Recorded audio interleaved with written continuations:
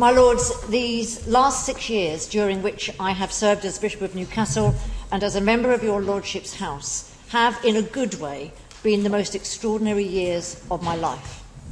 After a lifetime of living in the South, these 6 years in the North East have helped me to see things from a different and much richer perspective. The usual way to assess a budget, the one we see in the newspapers, is to identify the winners and losers. I strongly want to resist this approach. When eons ago I studied for my degree in economics, I learned that the way we spend our money shows what we value, what really matters to us. So the question that matters is not what will I or we get out of this, but what kind of values does this budget embrace? What is the moral framework undergirding it? In Newcastle Diocese, I am well known, indeed probably notorious, for citing the words of Archbishop William Temple, and indeed references to him have not been unknown in speeches I have made in your Lordship's House. I was delighted, therefore, to learn that Edward Heath shared my enthusiasm. He wrote that the impact of William Temple on his generation was immense, and that the reason was not far to seek. William Temple was foremost among the leaders of the nation, temporal or spiritual, in posing challenging, radical questions about the nature of our society and its economic basis. Archbishop Temple did not often offer solutions, believing that the bishops lacked the technical expertise to do that, but he did insist that the answers to his questions had to be founded on a moral code. Archbishop Temple's key priorities were: 1, every child should find itself a member of a family housed with decency and dignity. 2, every child should have the opportunity of an education till years of maturity, which should make possible the full development of their particular aptitudes. 3, every citizen should be secure in possession of such income as will enable them to maintain a home and bring up children. What would Temple make of the budget we are debating today? And what questions would he ask? Much of the Chancellor's scope for making spending commitments depends on the forecast for economic growth, which is now expected to be 6.5% this year.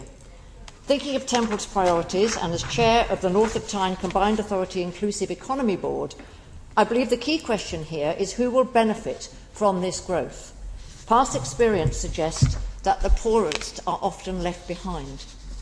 In terms of Temple priorities, there is much to welcome in this budget, in particular the rise in the national living wage to £9.50 an hour, and it was so good to see Ian Duncan Smith's satisfaction that the cut in the universal credit taper rate by 8% at last gives us the universal credit system he designed. I also welcome the £1.7 billion Levelling Up Fund to be invested across the United Kingdom, which will begin to create a greater interregional equity. I note that the Levelling Up funding so far has focused on hard infrastructure when we know that social infrastructure is needed as well if our communities are to flourish. And I urge the Government to move further along the path of devolving funding to regions and to trust regional and local government to make the best decisions for the areas and people they serve and know best. Concerns for me in this budget are that the poorest people in the world will continue to be impacted by the cut in foreign aid spending, which it seems will not be restored until at least 2024. And I remain deeply anxious for the people who are on universal credit but not in work. This is a real concern in the North East with our relatively high levels of unemployment. I understand, but nevertheless deeply regret, the Chancellor's decision to remove the £20 a week uplift. This is a decision which hurts the most vulnerable, including many families with children. This brings me to the question that concerns me most, which is, are we doing the very best we can for our children and young people and the future flourishing of our country? The IFS analysis suggests that since 2010, health spending has increased by 40%, while education spending will have increased only by 3%. As health spending disproportionately benefits people like me, of my generation and older, it seems to me that this leads to an extraordinary and unacceptable situation of intergenerational injustice, and the pandemic has exacerbated this. As a country, we spend 5% of our GDP on education, but 10% and rising on health. I think we should ask ourselves whether this is right.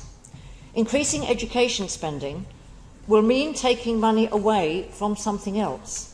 So there are no easy answers, but in the temporal tradition, I won't let that stop me asking the question. To what extent are we prepared to invest in the future for our nation and for our children? And what are we prepared to give up in order to achieve this? In my maiden speech in your Lordship's house, I said that the North East is not a problem to be solved by the rest of the country, but an asset to be valued. I have fallen deeply in love with the North East, and most especially her people, who are warm, hospitable, proud and resilient. Human flourishing in all its forms, including economic flourishing, depends above all on our most precious resource, our people. The challenge to us as a nation is to invest in our people, particularly our young people, to equip them to thrive in the world they will be living in.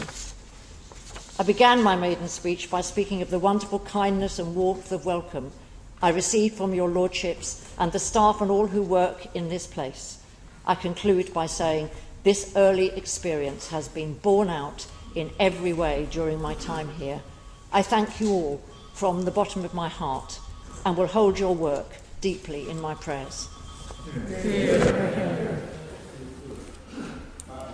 It's an extreme pleasure to follow the noble prelate. I've always believed that the bishops make a very, very valuable contribution to this House, and that, I think, was exemplified in the wonderful speech that we heard just a few moments ago. The noble prelate said that she would have a different perspective since she came down here from the North East, and I hope she will carry back the message that there are many people here working hard for the ideals that she has articulated and expressed so well, and I'm sure she will be missed not just by her colleagues but by all of us.